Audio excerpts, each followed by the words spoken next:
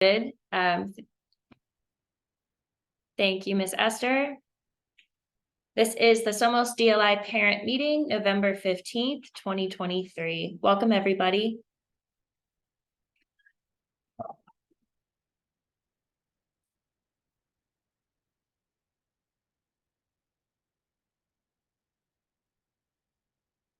Thank you, Esther. House rules, please keep your microphone on mute. Please unmute when you do need to speak, or we prefer really you use the chat box for questions or comments. This meeting is being recorded. And should you have a question you don't actually want to ask yourself, you can message it to one of the hosts and we will gladly read it out for you, and we can be private as well. There is interpretation for this meeting. We have a special globe button at the bottom of the screen. You can click that and be transferred to a different sound channel, but still remain in this meeting. I'm Ashley Peak. I'm your Somos President. My words. I'm happy to be here and happy to be a part of this group. We also have Miss Jacqueline Murillo, our Vice President. Good evening, everyone. We have Miss Bianca Corrales, our Communications Representative. Hi, everyone. And we have Miss Allison Urungary. I don't think she's here, though. Do you guys see her? No, Allison. Okay. And these are the four parents that make up the parent portion of this group. Our RUSD partners and leaders are, of course, Esther Garcia, our coordinator for dual language immersion K through 12. Hi, everyone. Thank you for being here with us. And Patricia Thetford, our TOSA, that stands for Teacher on Special Assignment for Dual Language Immersion K through 12. Buenas noches a todos y bienvenidos. Good evening, everyone. Welcome.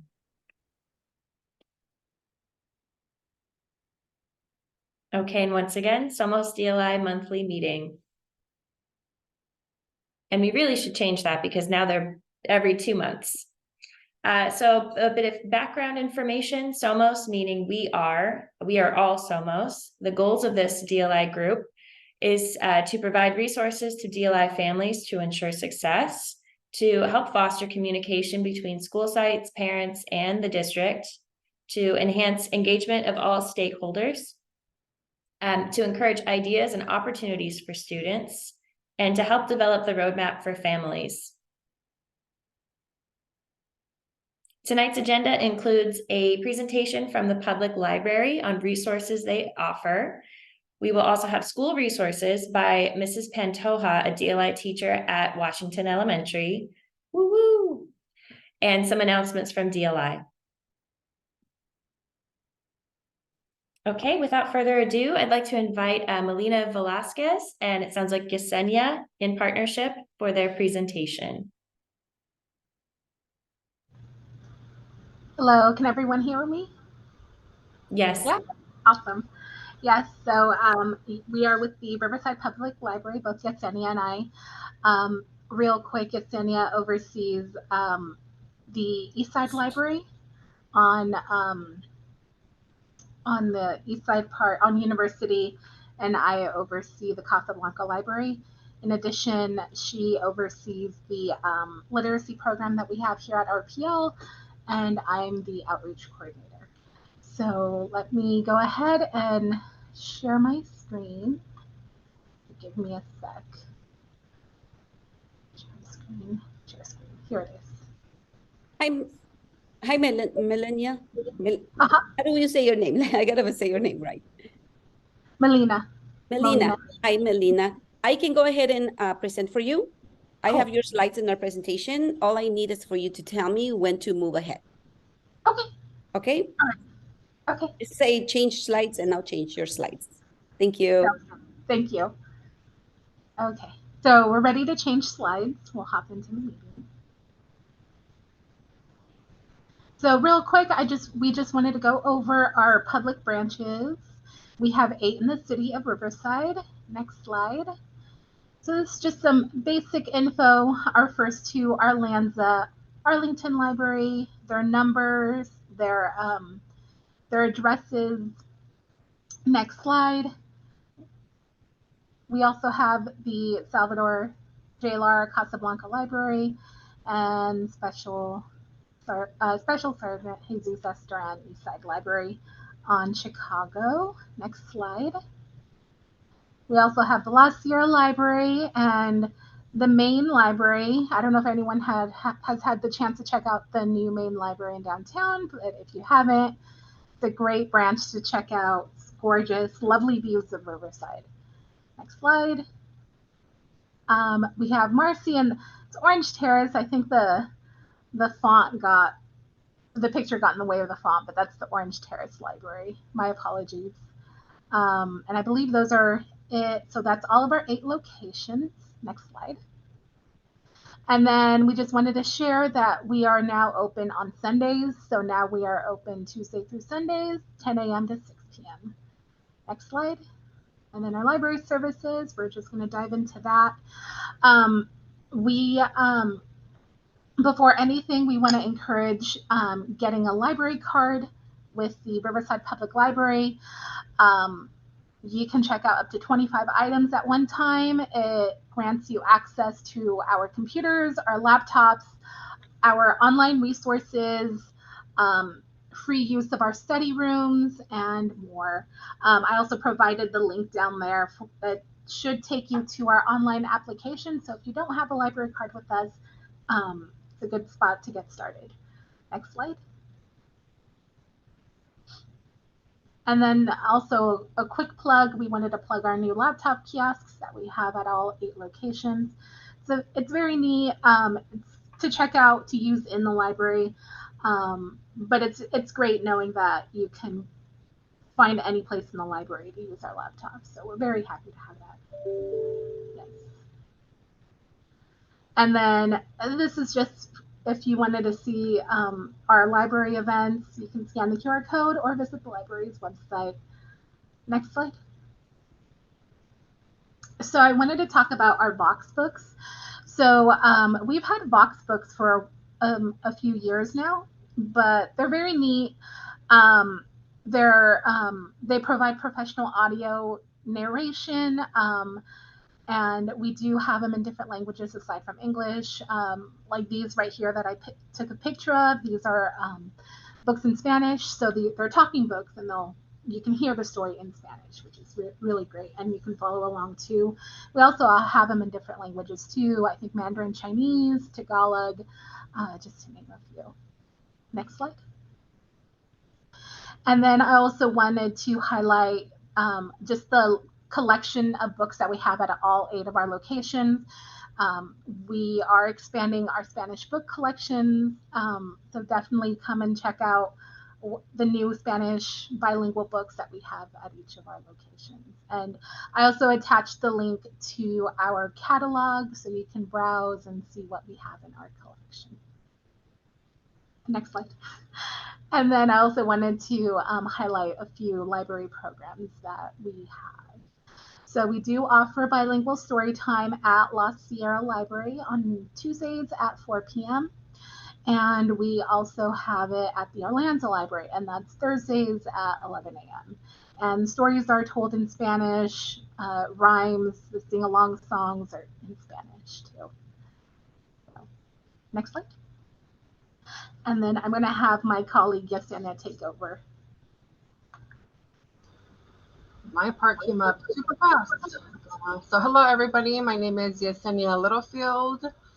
As Melina said, I'm the supervisor here at the Eastside Library. So if you ever need anything from us, please come and visit us.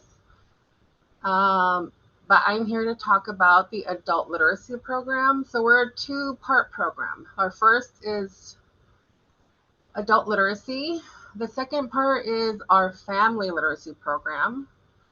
The intention is always to work with the adults. So for the adult literacy program, it's intended for either people that are a high ESL level or they already know English, but they need more reading improvement skills. So you do get assessed. The number is provided by Melina. So you just contact the literacy office, email us, whatever way you want to do it, just to get the initial help from us is encouraged. All 8 city libraries have interest cards, so you can feel free to go to your local library and ask for an interest card.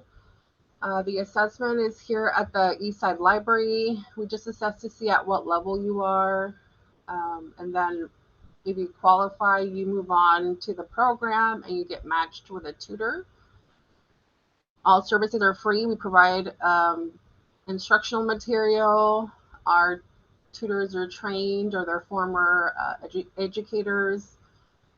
And then you just choose one of the library locations to come and get tutored. So if you're close to the Arlanza Library or close to the downtown library, we pair you up by your availability and your available location.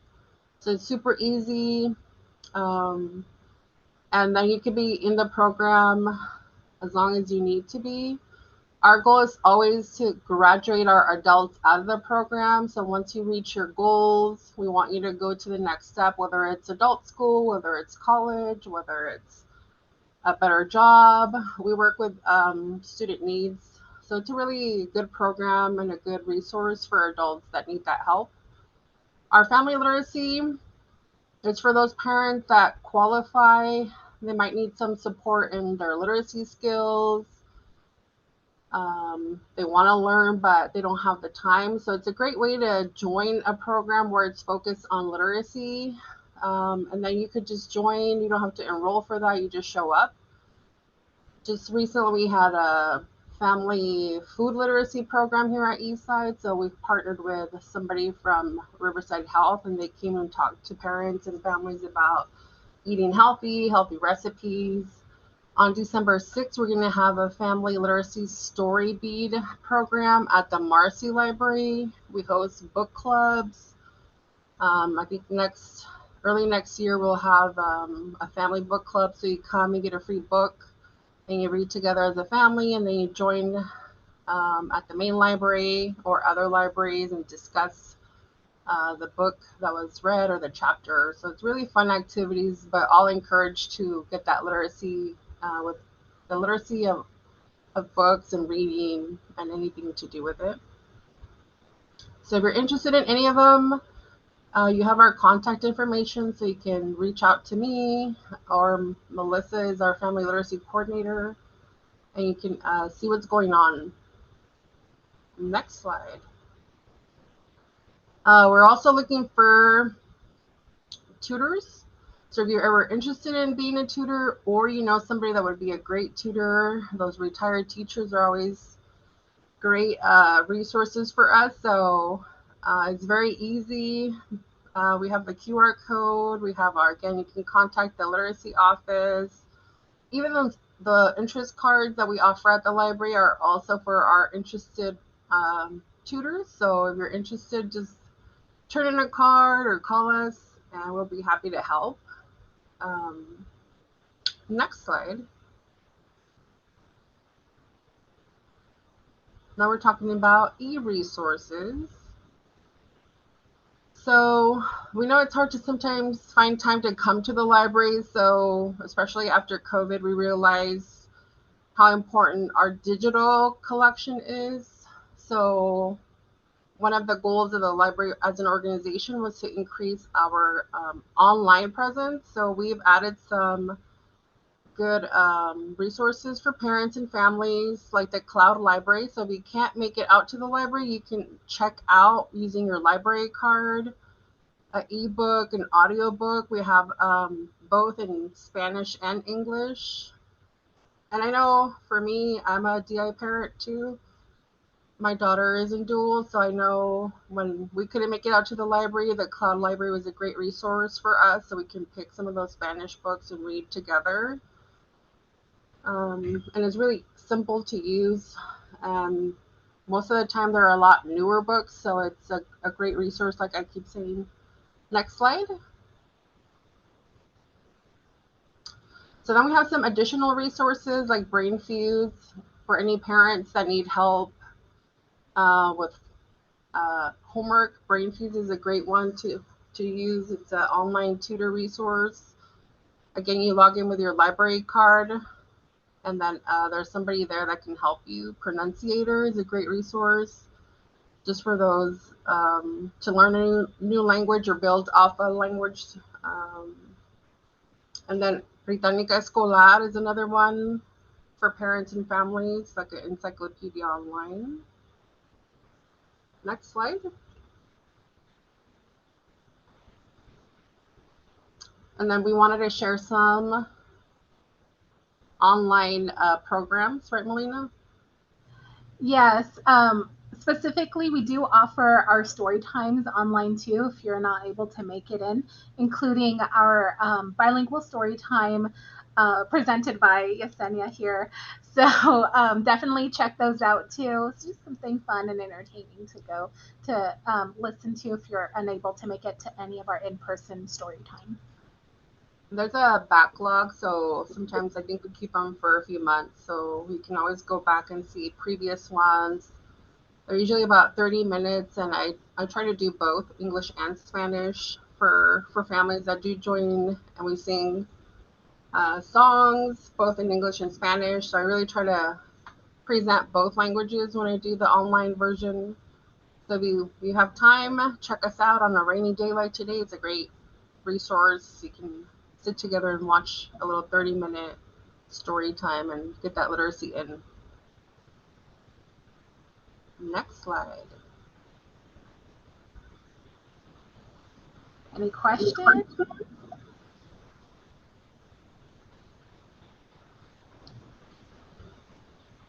Was anybody surprised of all the resources the library offers? We have a lot. Yes, I Ashley? have a question. Yes. Sorry, I don't know if I cut off somebody else. I wanted to know, and yes, I am always surprised how many resources the library offers. It's such a wealth of stuff that parents can access in so many different ways, not to mention all of the last ones like Pronunciator and Brain Fuse. I was wondering if you could talk any more about what the tutoring is like on Brain Fuse. It sounds like it's virtual, but is it across subjects? Is it bilingual? How does that work? Because tutoring is a huge vacancy, I would say, for a lot of parents, both because it's hard to access, when do you have the time to do that? But also when you need it, you kind of need it immediately, and the panic that ensues with it. So what can you tell us about Brain Fuse? Here, I can take over Brain Fuse. I'm going to drop something in the chat. Should be a link to Brain Fuse. You might need to log in with your library card if you have one, but if it's not, something to go over later. But there is live tutors on Brain Fuse. When you go to the Brain Fuse site, on your left-hand side, there's an expert help section. You can ask for a live tutor. So, and it could be any subject, Spanish, math, history. There's also a writing lab too. And there's even a language lab for those students that are learning a new language. And they're all live. Yeah. That's amazing. I can't wait to share this with everybody. Thank you. You're welcome. Can you, sorry, I didn't raise my hand. I'm presenting and I'm having a hard time finding the buttons. Can you tell me if the Brain Fuse is first through 6th grade, kindergarten through 12? Can you tell me what grades it covers? I believe it covers all ages. I remember I presented, let me see, it goes up to 12th grade, and it also does some college level, and even FAFSA assistance for those that are applying for FAFSA. That is wonderful. So when students enter the platform, they can select Spanish or English and the content that they need help with. Yeah, well, when they select live help, they're going to first select whatever grade they're in. So let's say 4th grade. And then here, it only has English, math, science, social studies, and writing. But if you go to the language lab portion down below, you just pick a subject, any language. So whether it's Cantonese, French, ESL, Spanish, you would just select the language. So in this case, it would be Spanish for our DLI students. And then you select the Give Live Help. And then I also wanted to but I also wanted to highlight that down below, there is a vocabulary builder. And that's just quizzes, flashcards, spoken pronunciations, you know, in case there isn't a live tutor, at least that's available for our language learners. Is there a cost to your program or is it free to the public? It's free with a library card. That's awesome. That's wonderful. It's great. It really is. Yeah. I have one more question just about the program that I'm thinking of. Is there a time frame by which you can ask for live tutoring? Is it East Coast or West Coast? As of right now, it's like right now we have live tutors right now. So it's West Coast. They do let you know in advance whenever there's a holiday coming up.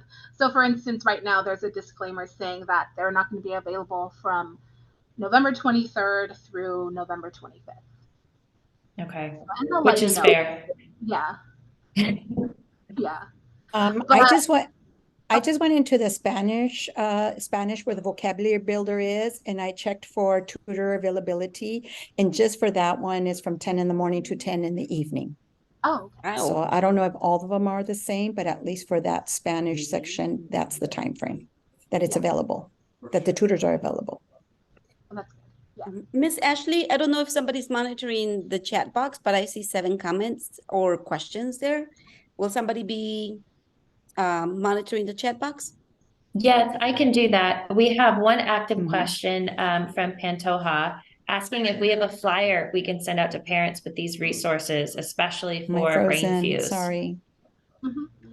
I can reach out to our marketing team and see if they have any flyers that we can pass along. And then I can always email them to Trustee Corrales. That would be great. And I wondered the same thing. That's a great question, Pantoja, about having a flyer for the adult literacy program. I'm not sure if it's aimed specifically at adults learning to read still, or if it's someone that's trying to obtain a second language and they're working through how to read maybe Spanish or how to read English, because that could be a great resource for our adults in DLI, our families. Mm-hmm. So currently we serve just English. We don't provide how to learn Spanish or vice versa, just English. So you either have to already know the fundamentals or you have the English skills, but maybe you weren't able to graduate high school, or a lot of our students were passed, you know, from grade to grade and missed out on some educational component. And then those are the ones that come back and say, like, I need more help to get a better job or get more skills so I can, you know, read to my family or dialogue with a doctor about questions I have and I just don't know how. So those are the parents and adults we serve. Do you have any plans for implementing a Spanish program for parents who would like to take that course? I'm asking only because I know that the GRE can be taken in Spanish to earn the GED. At the time, we are not working on one. Maybe in the future. I know, especially after COVID, it was hard just to even start our English one. So it's been hard to kind of move through. But we always recommend like the Rubito Library. I mean, our goal is always to provide the resources in literacy. So I have no problem sharing, like, there's other adult literacy programs that do offer ESL. I know Rubito Library was one of them. We always refer to the adult school. They have an ESL program and it's all free for the most part. And then I think RCC provides a free ESL program too. So you can always reach out to them and they're all free. It's a part of their extended learning program. Oh, that's wonderful to know. Mm-hmm. Awesome. Any more questions for our library speakers?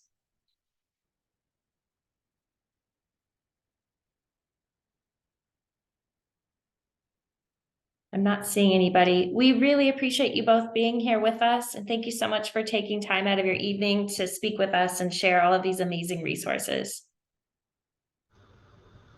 We're happy to help. We always will find opportunities to promote our services. You know, there's just it's more than just books, and it's, you know, we're happy to share these services with everybody. I like that. That should be the catchphrase. We're more than just books. Yeah. Yeah. Thank you very much. Thank you so much for your time. Have a good one. Have a good evening.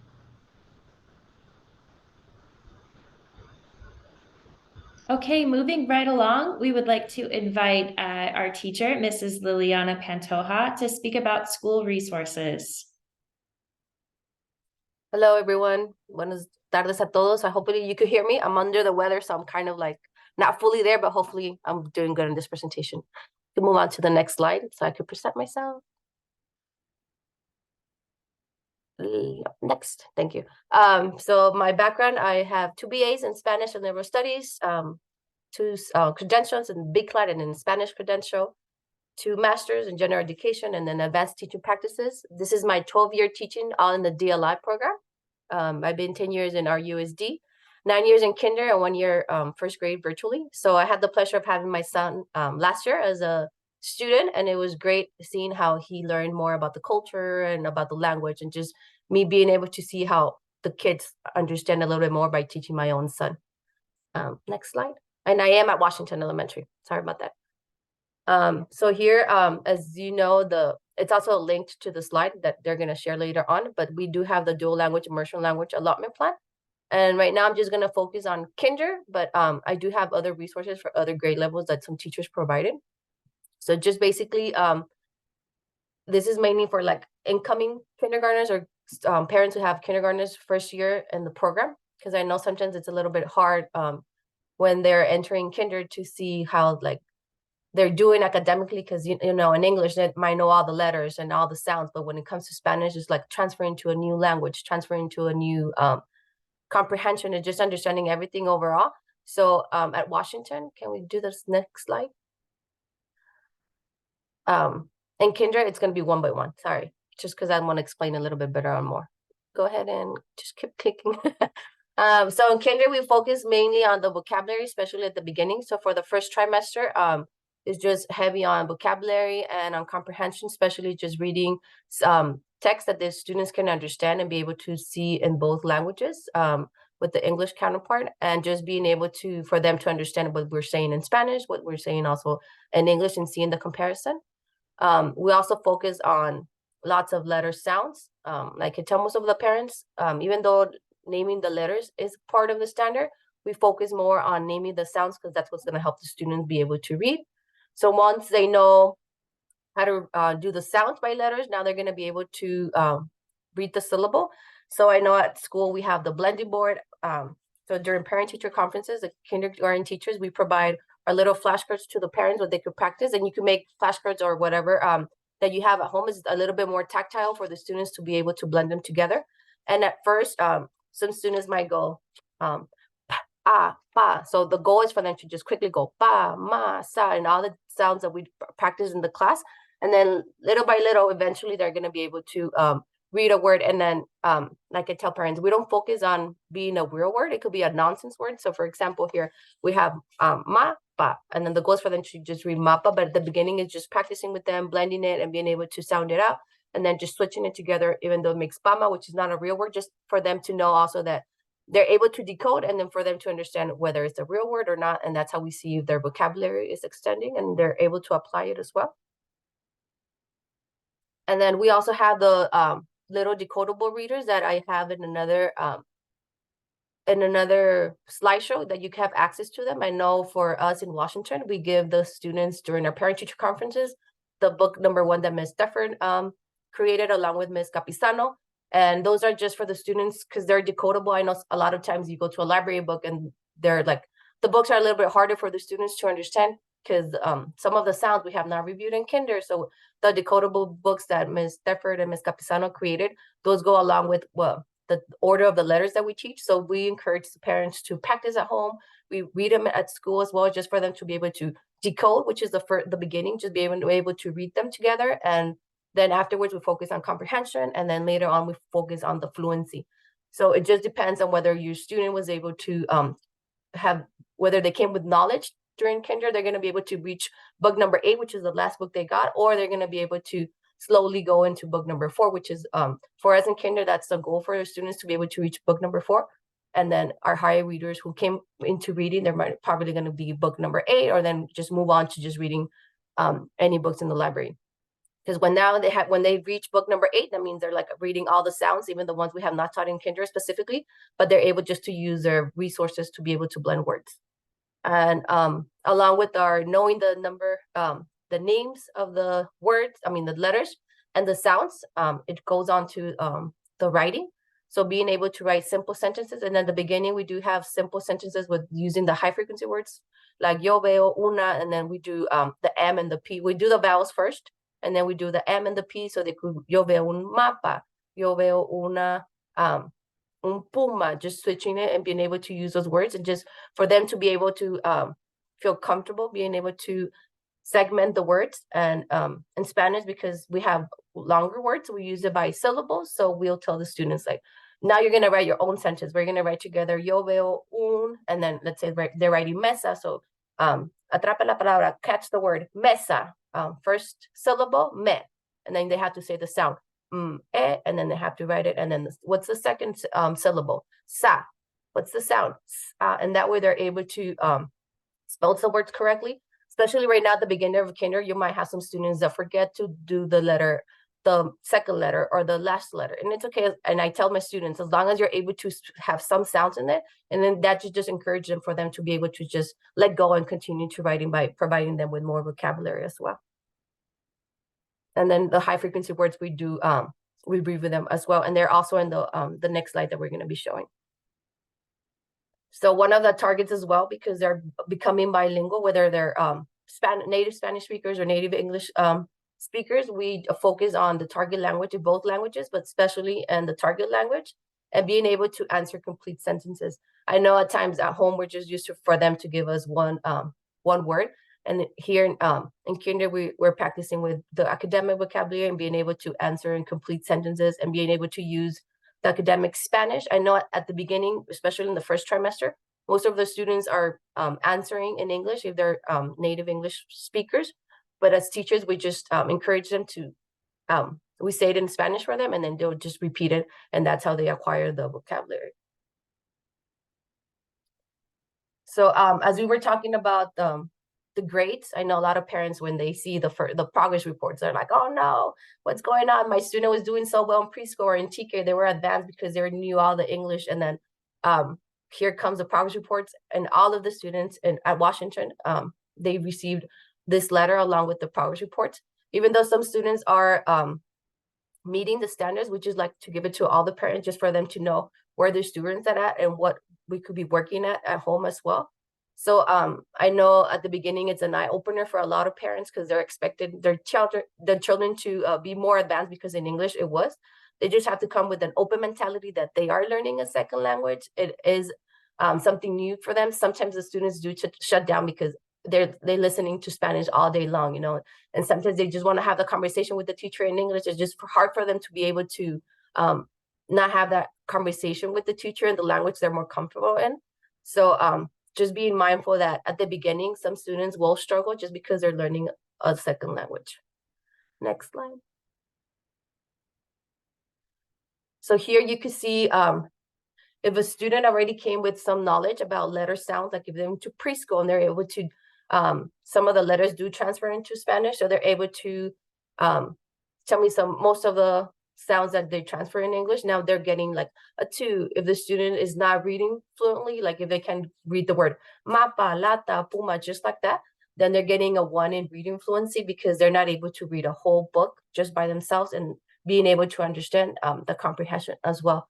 So if the students do have some knowledge of the sounds, it's also going to help them with their writing. So that's when they're like being able to do the writing by sounding out with the listen. So if the student already has some knowledge about the letter sounds and the numbers in either languages, you're going to expect to see mainly all 2s and a couple of 1s. Can you click on the next one? But if your child did not go to preschool or didn't learn a lot of the sounds, they focus mainly on the letter names instead of the letter sounds, you're gonna see this typical report card where they're like, especially if they're learning English as a second language for the communication.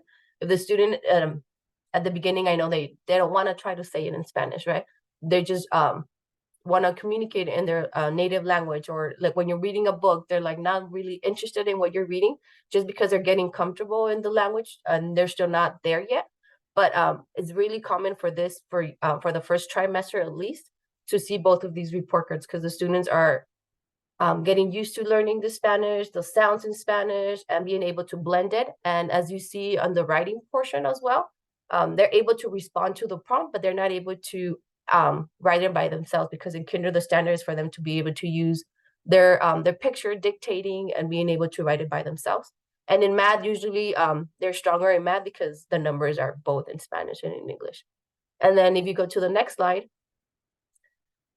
this is the report card that most parents want to see, but this is only one student that got that report card for my class this year. So the student already came with knowledge from home that he's already reading, or they're already reading at home, and parents are working with them, especially when they had a sibling in the program, then you're gonna have this report card, but you rarely see this report card at the beginning of the trimester. Now for the second trimester, you're gonna be able to see most 2s and 3s and a couple of 1s if your student is struggling still to be able to read and write. But most, and for the second trimester, you mainly will see 2s and 3s unless your student is in the intervention group. And can I just interject something Yeah, here, go ahead. Ms. Pantoja? Just because we do get a lot of questions about the grading. Parents, this is very common, especially when a child is learning a second language, which is the case of our kindergarten, first grade students. We have to keep in mind that they are learning a second language, and research is clear, the younger the child is exposed to a second language, the easier it is for them to learn it.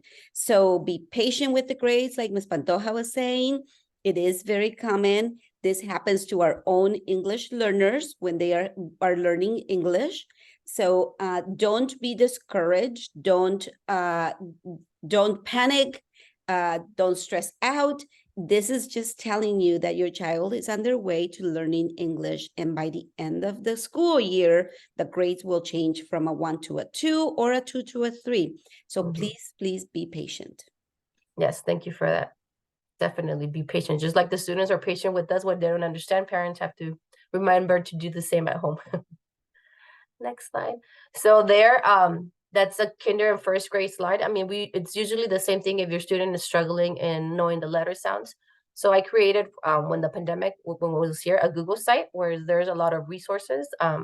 Esther, I don't know if you want to go into it, or later on the parents could just go and see how the Google site. So if you go into the resources, there's different, now I forgot the word that we used to, virtual rooms. So depending on the first one where it says Google site. So depending on what you want your child to go, if you go to salones virtuales,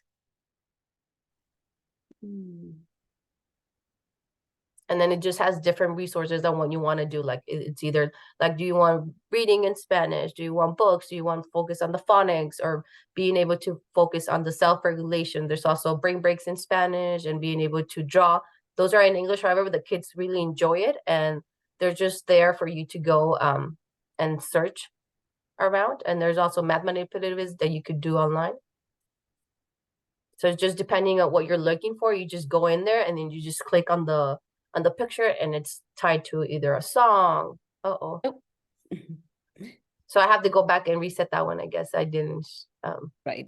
It can also be my my Wi-Fi, because I'm presenting from home. So don't panic, parents. She might have it there. But it's there, and if it's not there, you could just send me an email, which is I did provide it, I think, on the slides, and then I could just go back and add them, because I do have them on my file on my Google Drive, but I have not been able to update this yet. But then if you go back to our presentation, thank you. On the second one where it says kinder resources and first grade, you could just click on one of them, I think. Oh, so that's just for kinder. That's what we provided our parents for our conferences. If you click on it, some are just high frequency words. Those are the resources with the sound that we use in the classroom. how to write. There's a little story that to help how to write, and then the decodable books that I was mentioning that Miss Stefford and Miss Capisano did. They're all the way on the top. If you scroll back where it says decodable books, there. No. Yeah, right there, the folder, it says Oh. decodable books. The only thing is that you have to print them. We do have them available in our school, and I don't know if each teacher has them at their school, but you could print them at home or go to the library now that we know that there's a lot of resources there.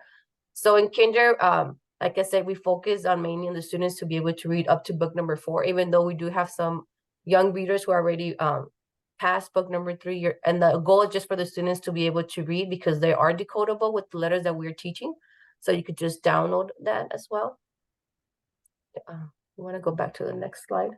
Do you want me to So- download once or back to the Oh, slide? you could, so they could see how it looks. I think you could download, let's say, book number 1. I was trying to do that. Okay. Just be patient because Google changed the download system. Oh, I know. Yeah, I know. They made Sometimes it a you little forget bit and you're harder. looking at the bottom. I Yes, know it's more but- steps. Okay. Patricia, do you wanna, this is your baby. Do you want to talk about it? I think that one of the things that you see, one of the things I want to clarify, it does say intervención de lectura. So that means that these books are used in different ways, at least in kinder. In kinder, I know that Ms. Pantoja and all the kinder teachers are encouraging their students to read at their level. So not all students are going to be reading at the same level. My encouragement is do not compare your child to somebody else. It's like, oh, what book is your child reading on? Oh, mine's reading on this. Oh my gosh, my child is behind. No. Don't think about that. Think about where your child is reading and motivate, encourage your child to read and to practice. That's what's important. One of the things about this book, it has the high frequency words that the students have already learned. I know that Ms. Pantoja and the other kindergarten teachers are not going to give your child a book unless, 1, they've already introduced the letters in that book. 2, they've introduced the high frequency words in that book. Because one of the main things that we want to remember is that we want the students to be successful in their reading.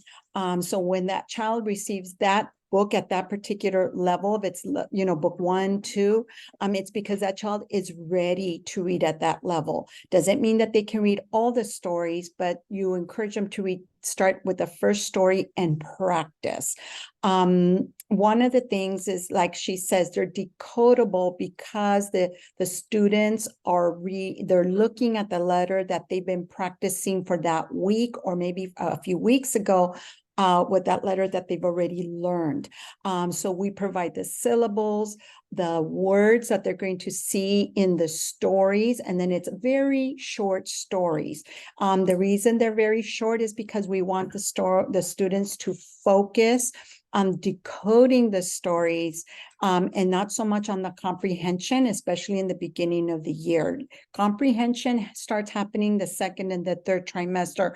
Right now, it's really focusing on just reading, being able to blend the sounds together to read syllables, and then being able to read the syllables to read the words, and then being able to read the words to read the sentences. So it's a process, right? So we got to remember that.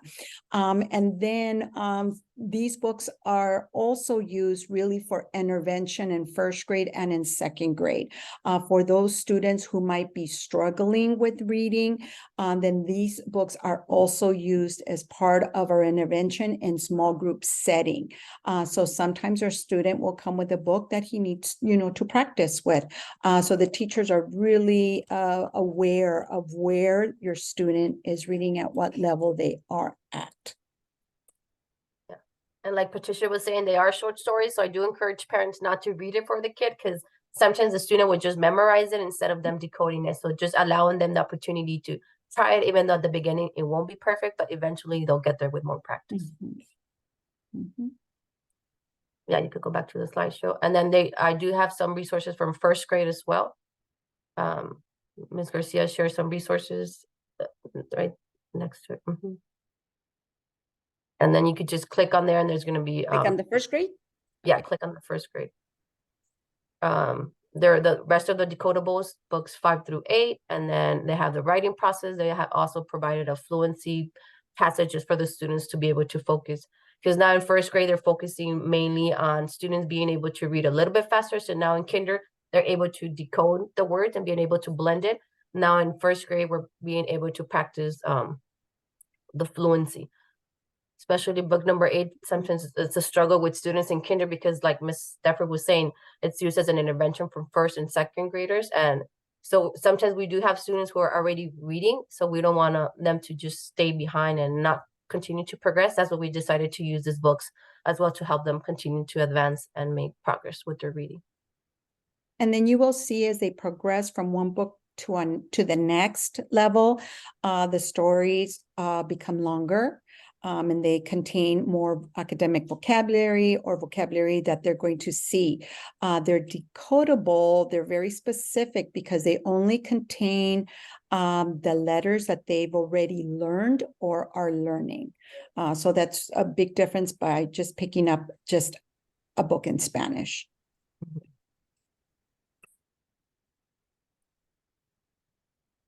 And then as you know, I know they've done other presentations about the apps that we use at school, Learning A through Z, which is about reading comprehension, also Footsteps to Brilliance. Yesterday at the district leadership meeting, they were saying that now it's connected with our McGraw-Hill as well. Not McGraw-Hill, Maravillas. So now it's like what we're teaching, it correlates with Footsteps to Brilliance, which all the students have in their Chromebook.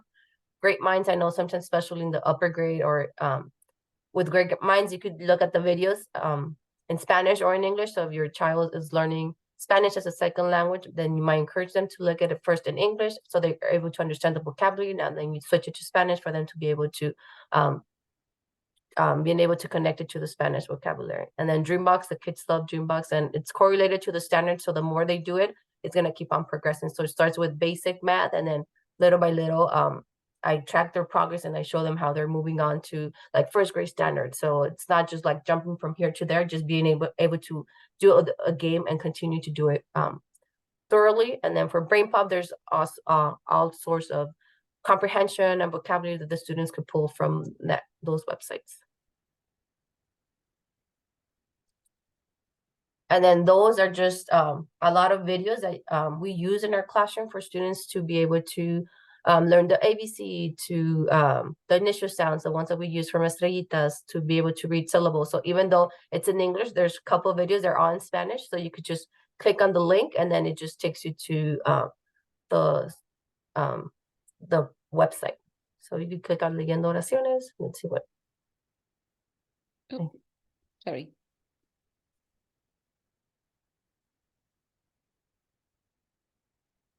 And then those are like whatever, they're in the order as well as we teach it. So you could start with like book number 1 or lesson number 1, and then it just continues to build just like the little books that Ms. Stafford created for us.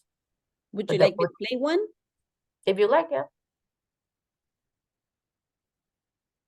And we do If- not watch these yes. at school. We just put them in a Google Classroom for the students who have access to them at home, because we have limited time at school for them to be able to watch this whole entire video. Muy bien. Ma de Mano. ma de Mamá. excelente. Yeah, so the beginning is just for them to be able to listen to the vocabulary that they're going to be reading later on in words and then later on into sentences. So it's like developing. Mrs. Pantoja, I wanted to ask a question that has been in the chat, asking where to access this Google site that you're pulling all this great information from. Oh, sorry, I thought you guys shared the presentation, so I thought everyone was going to have access to it, but I could let me go here into. We will share the presentation. We'll post our slides to our Google site, but if we have a quick link, we can throw it in the chat. Let me just, I think I got it. This is the presentation from today, and hopefully everyone has access. Just let me know if you don't, so I could change the settings.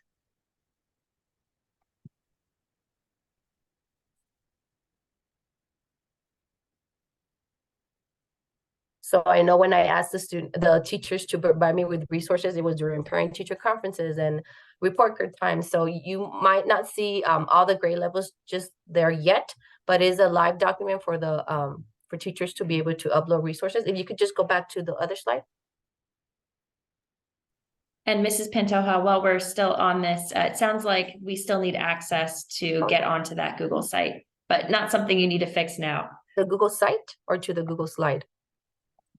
To the link you just shared to the presentation. Okay. Oh yeah, sorry, I only gave access to Esther and Patricia. There you go. Now you're able to access it. Thank you.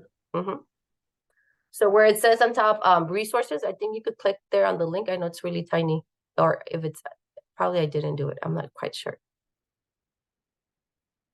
No, it's not there. I'm gonna have to work on it and then add it to the slide, because I do have other grade levels there, like second grade, fourth grade also gave me something in addition to kinder and first grade. So I'm gonna add it to the slide so you could just open it there and be able to access it as well. But second grade through sixth grade, they're also using the same apps, just working on Lexa to being able to read in English. This year with our new principal, we're focusing on the AR reading and for them to be able to read constantly at home and at school, because if they're not reading, then their fluency is not advancing and they're not progressing, they're not comprehending what they're reading. Also, they have the Dreambox, Khan Academy, Zern in English, and then the same with the Brain Pop in both languages. And then those are just resources. I know as teachers, I get them from a Facebook page from Mexico. So they share all these great resources. So don't feel that you need to do all of them, because especially the Cuadernillos de Mexico is everything I got from the Facebook page that I think we might use in the classroom. So it's like just a lot of resources that parents could, if they want to use it, if not, please do not. So, because there's a lot of materials. Because as you can see, it says para maestros, for teachers. So sometimes we are looking for like on Teachers Pay Teachers, and they're like, oh, it's $5 and $10, and these are all free that you could access it, but it could be kind of overwhelming if you go and you're like, oh, it's a lot of things. So just choose whatever you're working on. It's either the letter of the week or comprehension, whatever is it that you're looking at. And then some do have for other grade levels, not just kinder, it goes all the way through sixth grade. Then the first one is Árbol ABC. That's like games for the students to be able to pray at home on a Google Chromebook or an iPad that you have at home. And then I believe that's it. Any questions?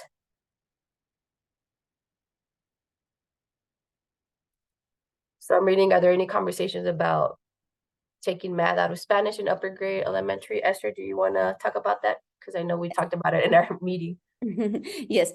First, I don't have a question. I just want to say thank you, thank you, thank you. You've presented a lot of resources that parents can have access to quite easily. So what I can also do to help you out is go through all of them and make sure that everything is accessible to our parents. Change the access code, because in Google, we have to change every access so that people can have access. But math and Spanish, yes, we have been talking about mathematics and maybe designing a change that we really desperately need, especially in the upper grades.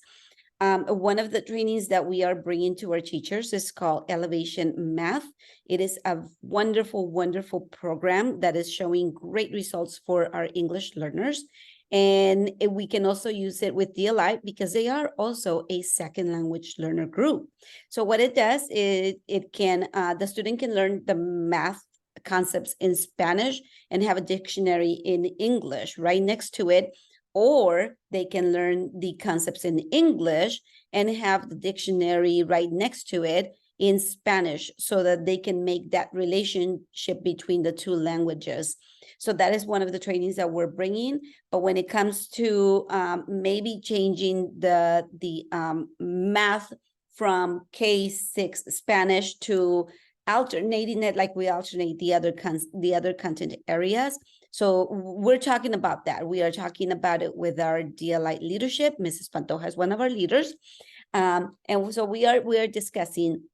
I don't really like to make decisions on my own. We have to include our team because ultimately the teachers are the ones who will be doing the work in the classroom, right?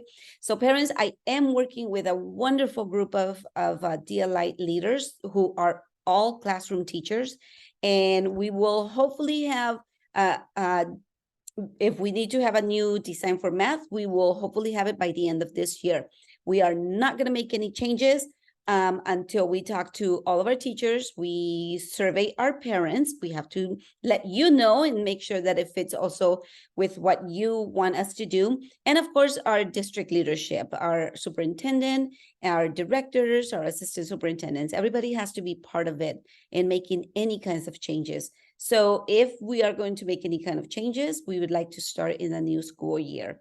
But like I said, it's not an easy process. It's not a 5-minute process. It's going to be a year-long process. Any other questions? Esther, can you just go back to a couple of slides? I'll let you know when. One more. And then Well, it's, you click well, on resources. Now, when you click on resources on the top, no, all the way on the top. I know it's tiny and you can't really see it, but I might be able to change it. It still taking me to the same thing. I just tried it, and for me, it was taking me to. Can you? Oh, it's probably because you haven't refreshed it and you can't refresh it. But if you have access to the document right now, when you click on it, you're going to be able to see the different grade levels. So just click on the grade level that the most applicable to you. And like I said, it is a live document, so we're going to continue to keep adding resources for the other grade levels that are still not there yet. So just give us a little time to be able to do that as well. Ms. Pantoja, there was a question that a parent asked on the chat. Are there downloadable flashcards? So she was asking if there were any. No, sorry. And to be honest, I forgot because I'm not feeling really well. I forgot the flashcards that I did. So I just got a construction paper and I just cut it with my hands because I don't have any scissors. So it's like something that you could do at home just with paper, regular paper, fold them in half and just being able for the students to continue to practice it. But they're not downloadable just yet. Thank you. Mm-hmm. Okay. Mrs. Pantoja, I just want to say thank you so much for being here, especially when you're not feeling well and on Thanksgiving week eve. Like that's a lot for, I think, any administrator, parent, teacher. So thank you very much. Yeah, thank you for letting me present, and hopefully the resources are, the parents can find use to them. Absolutely. I think especially when we can pull together things that have been vetted by a professional teacher, that way parents aren't just taking a shot in the dark. When there's guidance to these things, it really helps. So absolutely.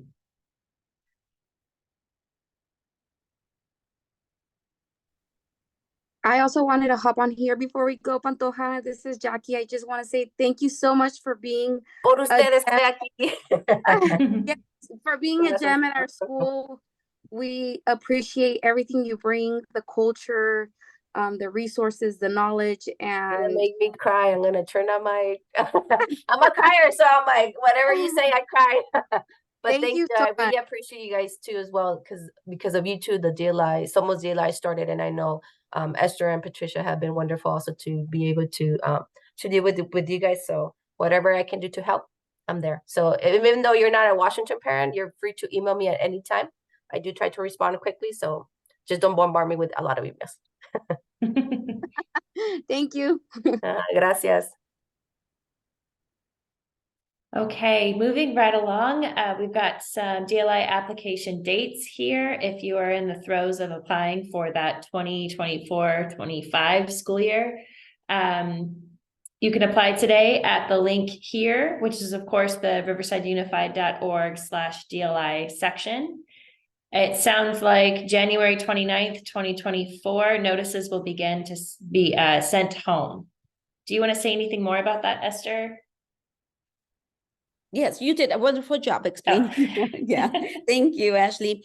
Yes, the week of January 29th, 2024, we will start sending home the notices of selection or congratulations, your child is now a DLI student, and also of the wait list. We will send you a notice to let you know the status of your application starting this week. I am really sorry it takes so long, but we do have to wait for the applications to come in. We are already reviewing applications, and I'm hoping that we can start this process a little bit sooner, but this is the week when we start sending out notices.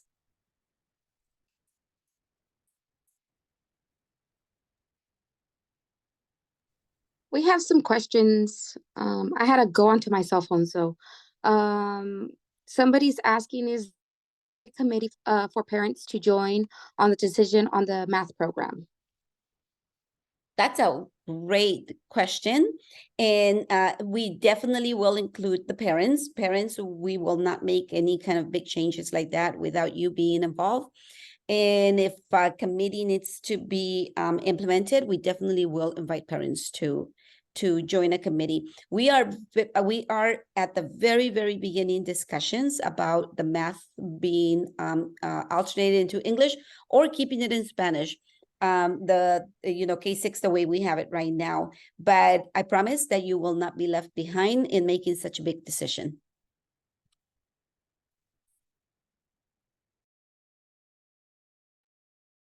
Any other questions?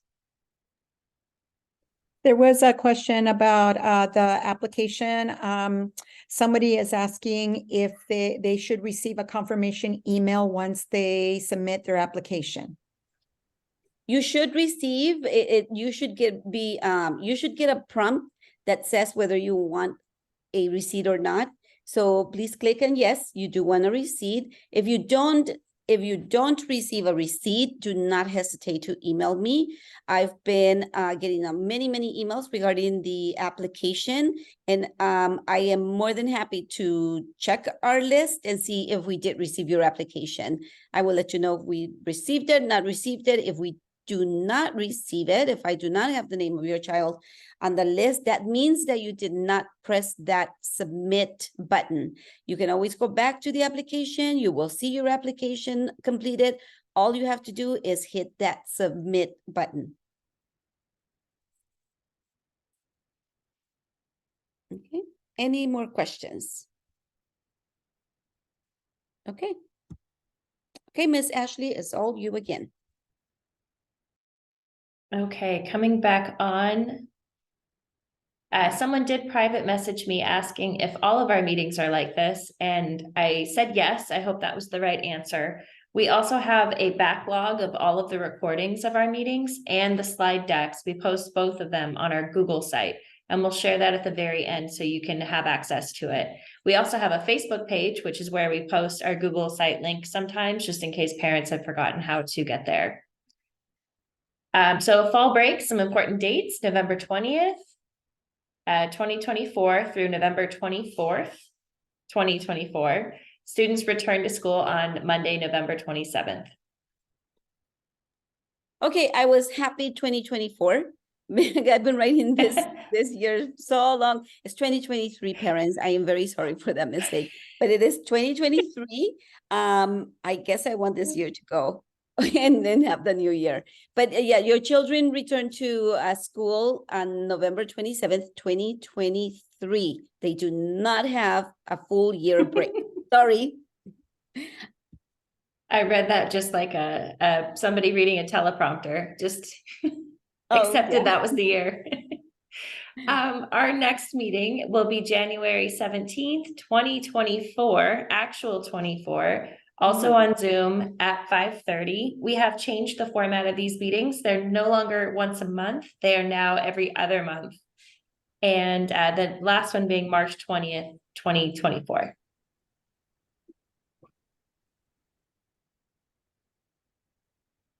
Okay, and here's that last important informational slide that's got our Facebook link on it, as well as our Google site. There's a few email addresses should you need to reach out to Esther Garcia. I know that was also put in the chat. My personal email address is there if you have any questions for me that I can help with. I am not a trained teacher in any way, but I'm a parent and a DLI mom of 2 kids. So if I can help at all, fill in some of the gaps with anything that you're struggling with, let me know. We appreciate everyone for coming tonight. And it looks like we have a few more questions in our chat before we close out.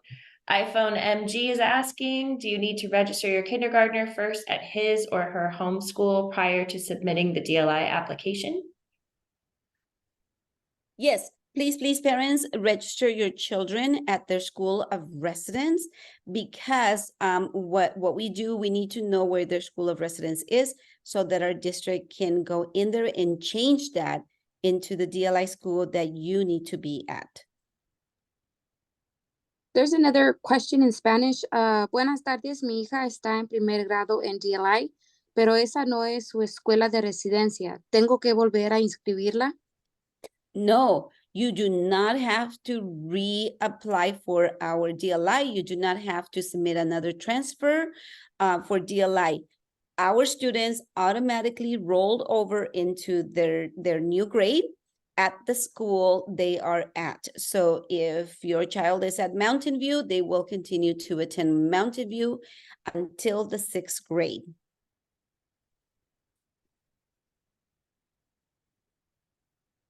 Okay, any more questions? Good questions, parents. Okay, if that's it, I suppose we will close everything out. We appreciate all of you for coming tonight, and especially to our presenters and our translator and our parent volunteers. Thank you very much. Happy Thanksgiving. Buenas noches.